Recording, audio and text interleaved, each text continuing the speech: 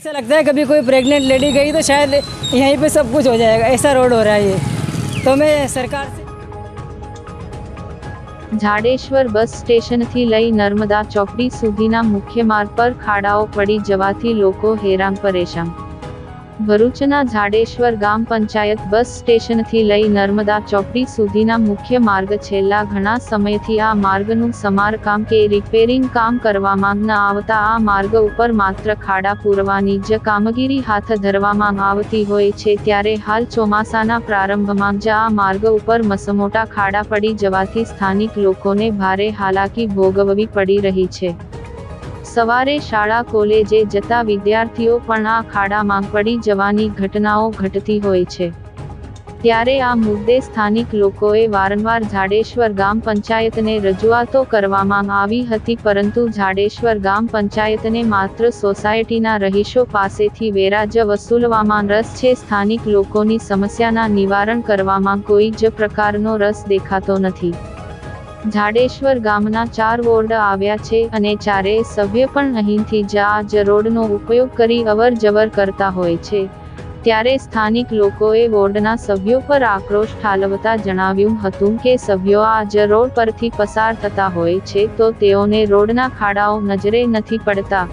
સ્થાનિક લોકોની એક જ માંગ છે કે આવનાર દિવસોમાં હાલ વરસાદે વિરામ લીધો છે તો વહેલી તકે આ રોડનું સમારકામ કરવામાં આવે તેવી સ્થાનિક લોકોએ માંગ કરી હતી। મારું નામ નયન પંડ્યા છે, હું મેઘદૂત ટાઉનશીપમાં રહું છું।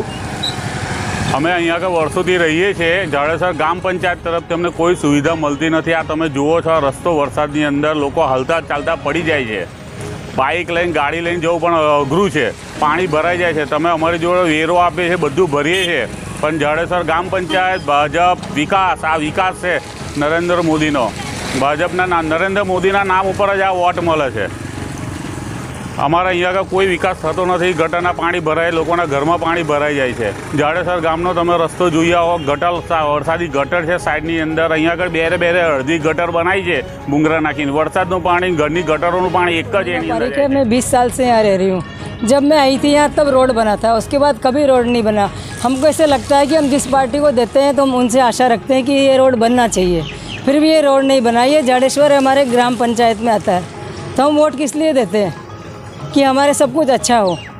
और इस रोड की इससे हालत है कि हम पैदल चलना तो मुश्किल है, गाड़ी भी चलानी मुश्किल है, तो 4 व्हीलर भी नहीं चल पाता है। 4 व्हीलर में डगमग होता है, ऐसा लगता है कभी कोई प्रेग्नेंट लेडी गई तो शायद यहीं पे सब कुछ हो जाएगा, ऐसा रोड हो रहा है ये। तो मैं सरकार से विनती करती हूँ कि इस रोड को जल्दी से जल्दी ठीक कराइए। Thank you.